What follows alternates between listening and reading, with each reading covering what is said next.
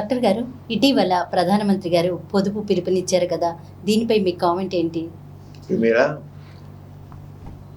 Israel Iran war, మనమే దాంట్లో యుద్ధంలో పాల్గొనాలి, మనం ఏం చేయలేదు, మనమే చాలా దేశాలు పాల్గొనాలి. ఈ ఇరాన్ ఇజ్రాయిల్ వార్ రావడంతో మనం ఆర్థికంగా ఎంతో ఇబ్బందులు పాలైపోయాం. అరే మన దేశంలో ఏమాత్రం యుద్ధంలో పాల్గొలేదు, ఎవరు మన శత్రులు లేరు, ఎవ్వరు లేరు, ఎవరికి మన శత్రుత్వం కాదు, మిత్రులుగా కలిగి మనం ఉన్నాం.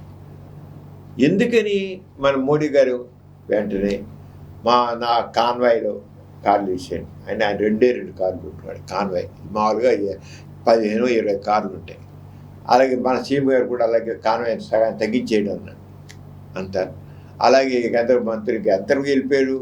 మంత్రులు అందరూ కూడా అందరూ కూడా వీలైనంత వరకు బైక్ మీద కానీ సైకిల్ మీద కానీ వెళ్ళాలన్నాడు. బైక్ సైకిల్ వెళ్ళంటాను అంతే. అలాగే మనం ఆంధ్రప్రదేశ్ చూస్తే మన మంత్రులు కొంత సైకిల్ దొక్కుంటూ వెళ్ళారు. మహారాష్ట్రలో అయితే ఒక ఆయన హైకోర్టు జడ్జి సైకిల్ దొక్కుంటూ వెళ్ళాడు ప్రధానమంత్రి గారి మాట మేర. అరే మన దేశం మేరా భారత్ మహాన్ అని చెప్పుకుంటూ భారతదేశం ఎంత అభివృద్ధి సాధించిందంటే ప్రపంచ దేశాల అగ్రదేశాల సరసన నిలబడిపోతుంది. 2040 నాటికి భారతదేశం అగ్రదేశాల సరసనే ఉంటుంది, లేదా నెంబర్ 1గానే ఉంటుందని ప్రధానమంత్రి గారు చెప్పారు. మనం కూడా చూద్దాం. వికసిత భారత్ అని మన స్లోగనం. అది ప్రపంచ ఆర్థిక స్థితి ప్రకారం తీసుకున్నట్టయితే అమెరికా, ఇంగ్లాండు, ఫ్రాన్స్, తర్వాత జర్మనీ, వెనకాతల 4వ స్థాయిలో మనం ఉన్నాం. ఆర్థికంగా మనం ఆర్థికంగా 4వ దీంట్లో స్టేజ్లో ఉన్నాం. అర్థతరఫు అనమాట. అంత ఉన్నామని ఇంతవరకు చెప్తున్నాం. ఆయన ఒక్కసారిగా మీరు కార్లు వాడద్దు, సైకిల్ దొక్కండి, పబ్లిక్ ట్రాన్స్పోర్ట్ ఉపయోగించండి, వీళ్ళది పబ్లిక్ ట్రాన్స్పోర్ట్ ఉపయోగించండి, విమానాలు మారేయండి, విదేశీ ప్రయాణాలు వద్దు, మీరు గోల్డ్ కొనొద్దు, బంగారం కొనొద్దు. బంగారం కొంటే ఆ బంగారం కొట్టి బంగారం విదేశాలకు వస్తుంది. వాళ్ళందరికీ ఆ బంగారం కొంటే మనం డాలర్లన్నీ వాళ్ళకి పే చేయాలి. అలాగే మీరు కార్లు కొనొద్దు, కారు కొనేది విదేశీ కారు కొనట్లయితే కార్లకి బంగారం రూపంలో మనం ఇవ్వాలి. మన బంగారం అంతా పోతుంది. మనం ఏది ఇంతకాలం బంగారంగా చూసుకున్నాం, ఆ బంగారం వెళ్ళిపోతుంది. మన ఆర్థికంగా చాలా బీదవాళ్ళు అయిపోతాము. అచేత బంగారం కొనొద్దు, అది మర్చిపెట్టుకున్నాం.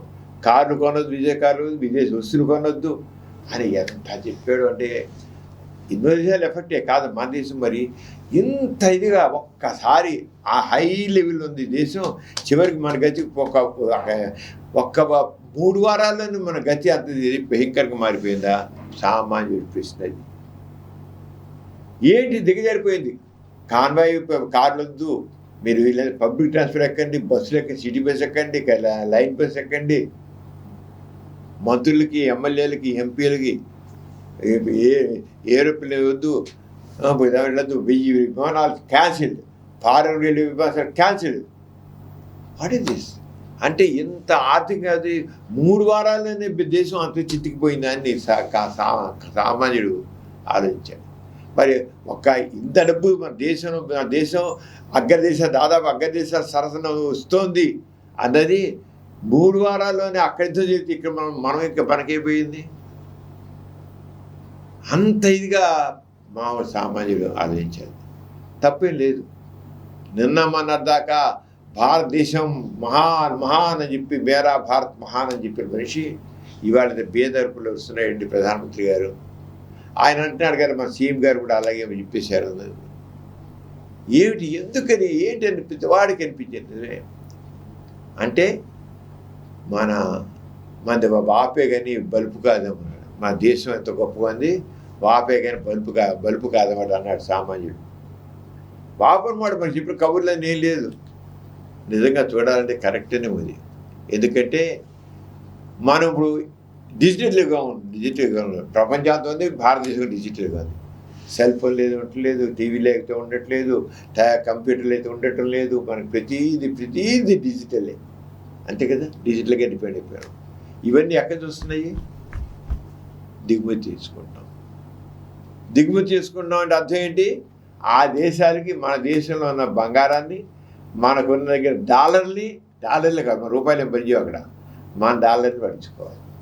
అంటే మన ఆర్థికంగా ఎంత కోల్పోతాం. ఇక్కడేమో అప్పు చేసి ఒప్పుకులాగా అనమాట. ఇక్కడేమో ఆ డిజిటల్ యుగంలో మంచి ఎంజాయ్ చేస్తున్నాం. కంప్యూటర్లు ఇవి అవి గొప్ప గొప్ప లేటెస్ట్ ఉంది మా ఇదే. ఆ లేదు బతకలేము. చిన్నపిల్లలు కూడా బతకలేరు. ఇప్పుడు వాడి చేతిలో 2 నెలల పిల్లాడి చేతిలో కూడా సెల్ ఫోన్ ఉండాలి. దాంతో వాడికి చూడాలి. వాడు ఆ సెల్ ఫోన్ మనకు అవంతా అక్కడి నుంచి ఇచ్చేవారు. సెల్ ఫోన్ సంబంధించి మనంతా కూడా అప్పు చేసి పప్పులాగా మన ఆర్థిక డెవలప్ చేస్తాం. స్వదేశీ అనేది లేదు. తీసుకో ఎన్ని మన దేశంలో ఈనాడు ఉన్నవంతా కూడా ఇంట్లో మనం ఏమైనా కింద మెజాయిక్ ఫ్లోర్ వేసుకోవాలంటే ఎక్కడో విదేశాలు తెచ్చుకోవాలి. మన ఇంటికి గుమ్మారు కావాలంటే విదేశాల నుంచి రావాలి. టేకు మన తలుపులు కావాలంటే విదేశాల నుంచి కావాలి. మనం అంతా కూడా డిపెండ్ అయిపోయాం. స్వదేశీ పూర్తిగా పక్క మన సొత్తే మనం నచ్చట్లా. మనం చాలా గొప్పగా చేసుకుంటాం, గొప్పగా భవంతులు కట్టుకుంటాం, గొప్పగా చేసి అనుకుంటున్నాం. ఈ గొప్పగా దానికి అందరికి వెనకాల వెల ఏంటయింది? మన డబ్బులన్నీ అట్టెళ్ళిపోతాయి విదేశాలు. అప్పు చేసే పప్పు కూడా అనేది ఇక్కడే సరికాదు. దానివల్ల ఏమైపోయింది? ఎప్పుడైతే యుద్ధం వచ్చిందో ఆయిల్ లేదు. కారు ప్రతి మనిషికి ఒక కారు, ప్రతివాడికి ఒక బైక్, ప్రతివాడికి ఇది మనది. పెట్రోలు దొరకడం కష్టం, డీజిల్ దొరకడం. అందుకని ప్రధానమంత్రి గారు కార్లు వాడద్దు, బైక్లు ఎక్కండి, పబ్లిక్ ట్రాన్స్పోర్ట్ ఉపయోగించండి. ఏంటంటే పెట్రోల్ ఎందుకు మొత్తం ట్రాన్స్పోర్ట్ అయిపోతుంది. మన మిగిలిన అంటే మన దేశంలో తయారు చేసేది కేవలం ఎలక్ట్రిసిటీ ఒకటి. ఎలక్ట్రిసిటీ అందుకని ఎలక్ట్రికల్ దాన్ని ఉపయోగించుకోండి. విమానాలు అక్కడి నుంచి, పెట్రోల్ అక్కడి నుంచి, డీజిల్ అక్కడి నుంచి, విదేశాల నుంచి. మరి అందుకు ప్రధానమంత్రి గారు ఏం చేశారు? అంబాబోయ్ అంత అయిపోయి పని అయిపోయి. ఇంతకాలం మనం డీజిల్ లేకపోతే, పెట్రోల్ లేకపోతే ఎక్కడ ట్రాన్స్ఫర్ అయిపోతుంది. నిజంగా అంత నిజమే. ఆలోచించుకో. ప్రతి మన భారతదేశంలో ఏదైనా 3/4 విదేశాల నుంచి వచ్చిన వస్తున్నాయి. మనం సంపాదిస్తున్నాం. మనం కూడా అయితే మనం గొప్ప హైవేస్ వచ్చాయి. చాలా కమ్యూనికేషన్స్ గొప్ప డెవలప్ చేసాం. పరిశ్రమలు వచ్చాయి. సాఫ్ట్వేర్ ఇంజనీర్లు తయారయ్యారు. ఎంతో డిజిటల్ రంగంలో ఎంతో గొప్ప పరిశ్రమలు వచ్చారు. కాదు, వచ్చాయి. కానీ అతి సామాన్యుడు ఎలా ఉంది? భారతదేశ జనాభా ఎంత ఉంది? 147 కోట్లు, 147 కోట్లు ఉంది భారతీయ జనాభా. ఇప్పుడు అవకాశాలు చూస్తే బాగా ఉద్యోగాలు ఇచ్చిన వాళ్ళు కానీ, బాగా 10 మంది కానీ పేదవాడు ఉన్నాడు. పూర్వకాలం పేదవాడు అంటే ఒక పూట కూడా తిండి దొరికిన వాడు పూర్వకాలం. పేదవాడు అంటే ఎవడైనా పూర్వకాలం ఒక్క పూట కూడా తిండి దొరకకపోతే వాడు పేదవాడికి లెక్క. పేదరికం అంటే కట్టుకోవడం బట్ట లేదు, ఉండడానికి ఇల్లు లేదు, తినడానికి తిండి లేకపోవడం. ముఖ్యంగా తిండి లేకపోవడం, బట్ట వసతి కూడా కాదు, తినడానికి తిండితే పేదవాడికి లెక్క. ఈ రోజులో పేదరికం డెఫినేషన్ మారిపోయింది. ఇప్పుడు తిండి దొరుకుతుంది, కానీ వాడి చదువుకోవడానికి విద్య కావాలి, జబ్బు వస్తే వైద్యం కావాలి, సరైన హాస్పిటల్ కావాలి, జబ్బు వస్తే వైద్యం కావాలి, ఉండడానికి వసతి మంచి ఒక చిన్న గదిలో అంతా సమస్తంగా. ఇప్పుడు చాలామంది ఇప్పుడు ఎంత ఒక్క గదిలో ఉంటారు. బొంబాయి వెళితే చిన్న గది, వాళ్ళలో మంచాలు ఒక గది ఉంటే ఆ గదిలో మంచాలు ఒక మంచం 4 మంచాలు కట్టుంటాయి గదిలో. మన sleeper trains 3 tier sleeper trains ఉంటాయి. ఆ రంగా బొంబాయిలో గదిలో ఒక మంది పెట్టుకుంటాయి. ఒక చిన్న గది, ఆ గదిలో అలా ఉంటాయి. ఉండడానికి కూడా అంచేది ఒక మనుషులకు బయట పడుకోవడం కూడా తప్ప బయట రోడ్డు మీద ఉండాల్సిందే. ఎంత వేల మంది ఉన్నారు. ఇదంతా మరి ఎందుకని ఏంటిది? ఇంకా మనకి ఎంతమంది ఉన్నారు అలాగా? సరైన వైద్యం, జబ్బు సరైన వైద్యం లేదు. కొంతమంది వైద్యం లేకపోతే కార్పొరేట్ వైద్యం, వాళ్ళు ఎంత చేసినా వాళ్ళు డబ్బులు ఉండవు వాళ్ళు. కార్పొరేట్ వైద్యం మరి మామూలుడికి సరైన వైద్యం లేదు, మామూలుడికి సరైన చదువు లేదు. ఈరోజు ఏంటి, నేను పేదవాడిని ఎందుకు అంటున్నా అంటే నాకు అందుబాటులో వైద్యం లేదు, చదువుకోవడం సరే స్కూల్ లేదు, ఉండడానికి సరే వసతి లేదు. ఇదంతా పేదరికం. అన్నమ్మ తింట ఏ లాభం, ఇవి లేకపోతే నాది పేదవాడికి లెక్క అంటున్నాడు సామాన్యుడు. అవి ఇంకా రాలే. మరి ఎందుకు రాలేదు? కొంతమందికి అవకాశాలు వచ్చాయి ఇక్కడ. అందుకని ఈ దేశం నాది అని గట్టిగా ఎవరు చెప్పుకోవట్లా. ఈ దేశం నాకేం ఇచ్చింది, ఈ దేశం నాకేం ఇచ్చింది, ఈ ప్రభుత్వం నాకేం ఇచ్చింది, నా బతుకైనా బాగుందా, ఈ ప్రభుత్వం నాకేం ఇచ్చింది, నాకేం ఒరిగింది అంటున్నాడు సామాన్యుడు. అందుకనే ఈ పొదుపు మంత్రం ఏదైతే చెప్పాడో, ఇప్పుడు ఈ పొదుపు మంత్రం మొదట్లో స్వాతంత్రం వచ్చిన దగ్గర నుంచి ఉన్నట్లయితే, ఇవాళ ప్రధానమంత్రి గారిని అన్నాం కాదు, ఈ పొదుపు మంత్రం మన స్వాతంత్రం వచ్చిన మొట్టమొదటి రోజు నుంచి పాటిస్తే, స్వదేశీ అనేది సరిగ్గా మనం పిలిస్తే మనకి భారతదేశం ఇలా విదేశ వస్తువులు తెచ్చుకుని పెట్టుకునేవాడు కాదు, మనం డెవలప్ అయ్యేవాళ్ళం. చైనా ఒకనప్పుడు మనకంటే మించిన జనాభా, వాళ్ళ జనాభా ప్రపంచంలో అత్యధిక జనాభా భారతదేశం, నెక్స్ట్ చైనా. ఇదివరకు చైనాలో దారిద్ర్యం తగుండేది. ఇప్పుడు చైనా అనేక దేశాల్లో తన వస్తువులను మార్కెట్ చేసుకుంటుంది. చైనా మార్కెట్లు ప్రపంచంలో అన్ని దేశాలు ఉన్నాయి. భారతదేశ మార్కెట్ చెప్పమని ఎక్కడ అంటే వాళ్ళ స్వదేశీ అన్నదాన్ని చైనా చాలా గొప్పగా ఉపయోగం చేసుకుంది. భారతదేశం ఇచ్చిన మహాత్మా గాంధీ గారు ఆరగానే స్వదేశీ స్వదేశీ స్వదేశీ అని తెగ చెప్పారు.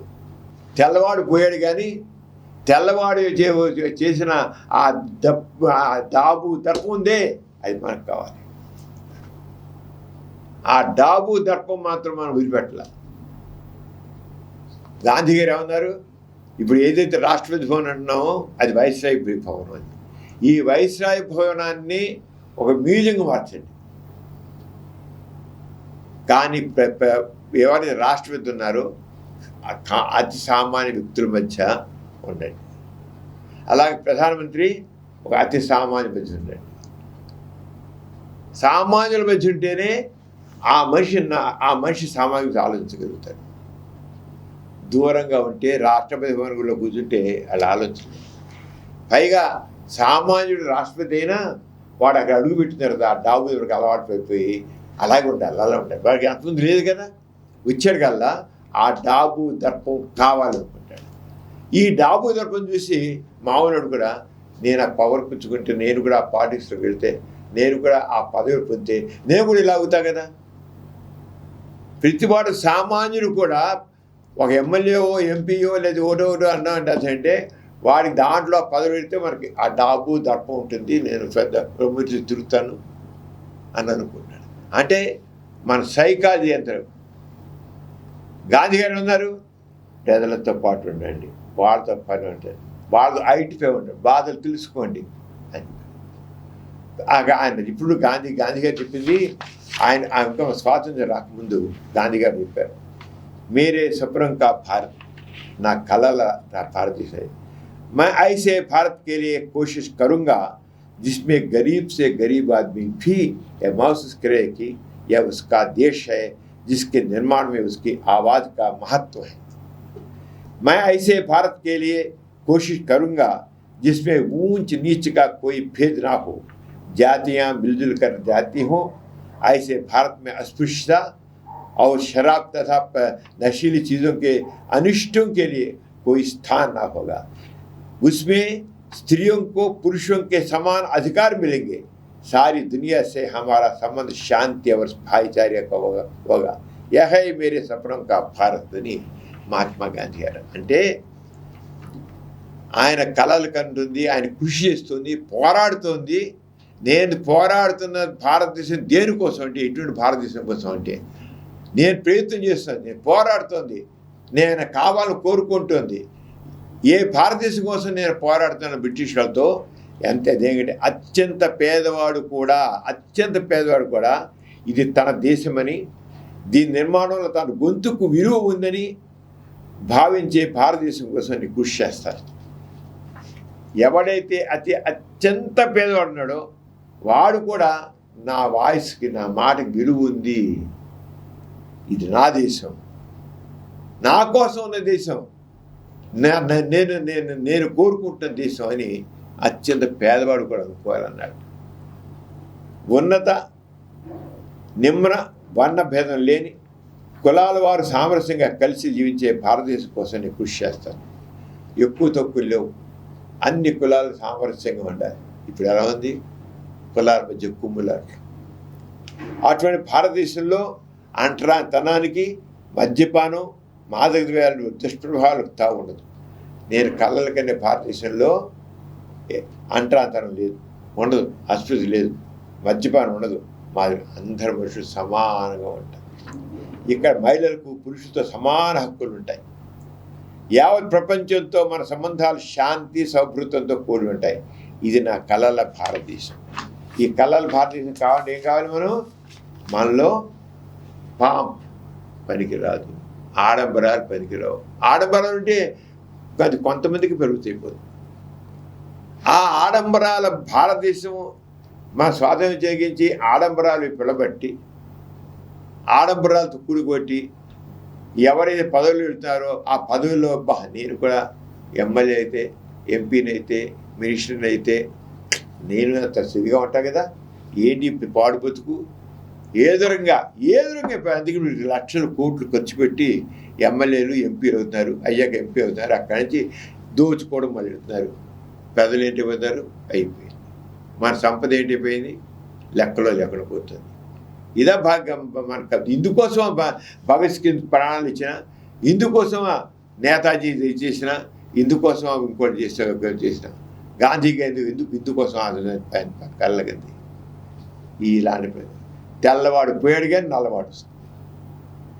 ఇప్పుడు స్వాతంత్ర్యం వచ్చే 70 సంవత్సరాలైనా ఈ రోజుకి మన భారతదేశం ఇంకా ఇలాగ ఈ రోజున పొదుపు మంత్రం పాటించి మీరందరూ పబ్లిక్ ట్రాన్స్పోర్ట్లో వెళ్ళండి, కార్లు దిద్దండి. ఒకరోజు వారంలో ఒకరోజు కార్లు తీగండి బయటికి. అరే ఇంకేంటి కార్లు బయట తీద్దని ఎంత దీనంగా మనం మారాల్సిన గతి ఏంటి? వారు మనగా చేసింది ఇజ్రాయిల్ను ఇరాన్ కొట్టుకున్నాయి. ఇజ్రాయిల్ ఇరాన్ మనం ఏమైనా చేసి చితికిపోలేం యుద్ధం ద్వారా. మనకు అందరిది ఏంటి? ఆయిల్ అందని దానికి ఇప్పుడు ఎలాంటి స్థితి వచ్చింది? వారం ఒకసారి కారు ఎక్కొద్దు, పబ్లిక్ ట్రాన్స్పోర్ట్ వెళ్ళు, బైక్ ఎక్కు. ఎంత అందులో ఎవడో మామూలు చెప్తాను కదా, ప్రైమ్ మినిస్టర్ గారు, ముఖ్యమంత్రులు చెప్తుంటే మన ఎక్కడ ప్రగతి? ఏది ప్రగతి? గాంధీ గారి మాట విన్నట్లయితే ఆరంగం ఉంటే తప్పకుండా భారతదేశం నాడు ప్రపంచాన్ని శాసించే స్థితిలో ఉండేది. ఏ రకంగా చైనా అన్ని దేశాల్లో చైనా మార్కెట్లు పెట్టుకుందో మన సరుకులు పెట్టుకునేవాళ్ళు. ఇప్పుడు అన్ని దిగుబడి అన్నీ దిగువచ్చేసి బట్టల దగ్గర నుంచి ఇంటికి పెట్టే తలుపుల దగ్గర నుంచి ఏది కాదు చెప్పను, ప్రతిది మన దగ్గర చేసుకుంటున్నాం. నాణ్యత లేదు, అది కొనం. మన దేశంలో తయారు చేస్తే మనం కొనం. అది జర్మనీదా, జపాన్దా, ఇంగ్లాండ్దా, అమెరికాదా అంటే అది మనం కొంటాం. మన దేశం మనకు నచ్చదు. ఎందుకని? క్వాలిటీ లేదు. ఉండదు. మనకి ఫారిన్ దగ్గరికే మనకి ఇష్టం. మన వాచ్ కావాలంటే ఫారిన్ సరిపోయాలి, ఓ సెల్ ఫోన్ కావాలంటే ఐఫోన్ కావాలి. మన నచ్చదు మనకి. మన దేశంలోకి ఏ నాణ్యత ఉండదు, సగం ఫినిషింగ్ టచ్ ఉండదు. అది ఫినిషింగ్ వండర్ఫుల్ ఫినిషింగ్ టచ్. మనకి మనదేంటి? మా దేశంలో ఉంది అంటే మన మైండ్ సెట్ కూడా ఎలా తయారైపోయింది చూడు. అందుకని ఇంత మన ప్రైమ్ మినిస్టర్ గారు అంటున్నారంటే మన భారతీయులందరి మైండ్ సెట్ కూడా ఆరంగానే ఉంది. తప్పుగా ఉంది mind set, wrong mind set. దాని కారణం పాలకులు, మన ఆర్థిక ప్రణాళిక. ఇప్పటికైనా సరే ప్రధానమంత్రి గారు పొదుపు మంత్రం చెబుతారంటే ఎందుకో గాంధీ గారు అప్పుడు ఎందుకు చెప్పారు? స్వదేశీ ఉద్యమం పెట్టి బట్టలు తగల విదేశీ బట్టలు మోజుద్దు. మన బట్టలు కట్టుకుందాం, మనం చేద్దాం. ఇక్కడ ఆ రోజు స్వదేశీ ఉద్యమం గాంధీ గారు ఉండి చేస్తే మీరు విదేశాల సంబంధించి ఏ వస్తువు కొనవద్దు అని అంటే బట్టలు అని వేసుకోవద్దు, విదేశాల బట్టలు వేసుకోవద్దు అంటే అక్కడ ఇక్కడ మానేస్తే బ్రిటన్లో ఉన్నటువంటి మిల్లులు మూతపడ్డాయి. బ్రిటన్లో, లండన్లో ఉన్న మిల్లులు మూతపడ్డాయి. అంటే గాంధీ గారి మాట ప్రకారం మన వాళ్ళు మన స్వదేశీ ఇక్కడ గాంధీ చేనేత బట్టలు ఈ బట్టలే కట్టుకున్నారు. మనం ఇప్పుడంతా ఫారిన్ రావాలి. నచ్చదు. మన మైండ్ సెట్ ఎంత భయంకరంగా మారిపోయింది, భయంకరంగా మారిపోయింది. మారలేసింది కదా. కాను ఎవరు ఒక సామాన్యుడేమో ఏంటి ఇలాగ మోడీ గారు ఇలాంటి పిలిపిస్తున్నారు, నేను ఎందుకు చేయాలి, నేను ఎందుకు దిగజారాల్సి, నేను అంత బతికి ఈ రోజున నేను బైక్ మీద ఇవాళ కార్లో పోతాను, చవరి కార్లో పోతాను, లేకపోతే బెంజ్ కార్లో పోతాను. మోడీ గారు ఏంటి నా ఇష్టం కారు కొనుక్కుంటాను. కారు కొంటా ఉంటుంది కరెక్ట్. కొనే డబ్బు అంతా నీ కారుకి ఇచ్చే డబ్బులు గోల్డ్ అంతా వెళ్ళిపోతుంది మన దేశం నుంచి. మోడీ గారు నా బతికి నా డబ్బులు ఉన్నాయి, ఈ డబ్బులు కొంటాడు, కానీ అక్కడ ఇవ్వాల్సిన మాత్రం గోల్డ్ ఇవ్వాలి. ఏది మన చివరికి దివాలా, మన బ్యాంకు ఖాళీ, ఇంకెవరి విదేశాల వాళ్ళు మనకి ఇవ్వరు.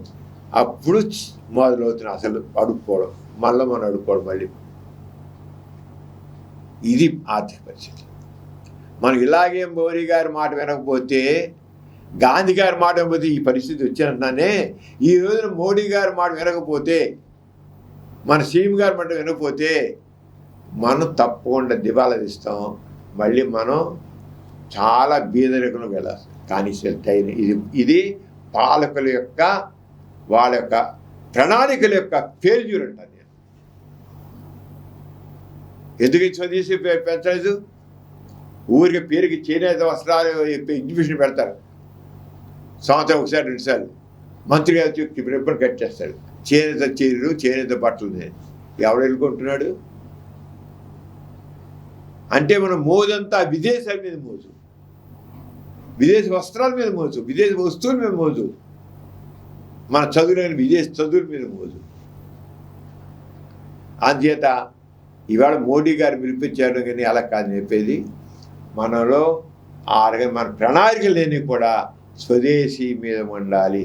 గాంధీ గారు ఏం చెప్పారో, స్వదేశీ అని ఏం చెప్పారో ఆ స్వదేశీ విధానాన్ని అమలుపరిచి మనమే ఇప్పుడు ఎంతో అడ్వాన్స్ అయిపోయింది కనుక మనమే నాణ్యతతో కూడినటువంటి ఇతర దేశాలతో కూడా పోటీ పడే విధంగా మన వాళ్ళు త్వరలే తక్కువ కాదు. ఊరికి సాంకేతికంగా మనం ఎంతో అభివృద్ధి సాధించాం. ఆ సాంకేతికతని విలాసాలు సంబంధించినది కాకుండా మన నిత్యావసరాలని చక్కగా తయారు చేసే విధంగా చేసినట్లయితే మన సంపద మన దగ్గర ఉంటుంది, మనందరం హాయిగా ఉంటాం, మన పేదాళ్ళ కింద ఉండం. లేకపోతే సిగ్గుచేటు ప్రపంచంలో మన భారత్ తలెత్తుకునే స్థితి వస్తుంది. అంచేత మోడీ గారు ఆయన 2 కార్లో వెళ్తున్నాడు, మన సీఎం గారు 4 కార్లో వెళ్తున్నారు, హైకోర్టు జడ్జి గారు సైకిల్ వెళ్ళాడు, మంత్రి గారు సైకిల్ దుక్కుంటూ వెళ్ళాడు అని మనం నవ్వులాటగా చెప్పుకున్నాం. కానీ ఈ నవ్వులాట నిజం అవుతుంది కొంతకాలంపై. ఇలాగే ఉంటే మాత్రం నిజం అవుతుంది. అంచేత ప్రభుత్వ పాలసీలన్నీ కూడా స్వదేశానికి సంబంధించిన వాటి మీద ఎక్కువ చేయాలి, విదేశాలకు సంబంధించిన బాగా తగ్గించాలి. గాంధీ గారు ఏది చెప్పారో స్వదేశీ అని ఏది చెప్పారో ఆ స్వదేశీ సూత్రాన్ని పాటించాలి. అలా చేస్తే మోదీ గారు ఇచ్చిన పిలుపు అది నవ్వుతాలు కాదు, ఆయన పైకి చెప్పలే కల చెప్పాడు. ఆయన హృదయం తెలుసు, ఆయన బాగా తెలుసు. ఇవాళ మనం సరిగ్గా స్వదేశీ అనే దాన్ని పాటించకపోతే, విదేశాలకు మన సంపద ఇచ్చుకోకపోతే మనం చక్కగా అభివృద్ధి చెందుతామనే ఉద్దేశం. అది తప్పున అందరూ పేదలందరికీ అర్థం చేయాలి. కానీ ఈ విదేశీ వస్తువులు మోస్తూ ఉన్నటువంటి పాలకులు లెగించి కిందాక ఇది మైండ్ సెట్ త్వరగా మారదు. మనకు కూడా కొంత షాక్ వస్తుంది. ఆ షాక్ వచ్చిందని కోరుకుంటాం. ఈ కార్యక్రమం మీకు ఎంతో నచ్చింది కదా. ఇటువంటి మరిన్ని వీడియోల కోసం అనతి కాలంలోనే 21 కోట్ల వ్యూస్ సాధించిన సమరం ఛానల్స్ సమర్పించు ఎథిక్స్ సెంటర్ ఛానల్కు సబ్స్క్రైబ్ చేయండి, లైక్ చేయండి, మీ ఫ్రెండ్స్కి షేర్ చేయండి. అలాగే ప్రక్కనున్న గంట సింబల్ని ప్రెస్ చేయడం మర్చిపోకండి.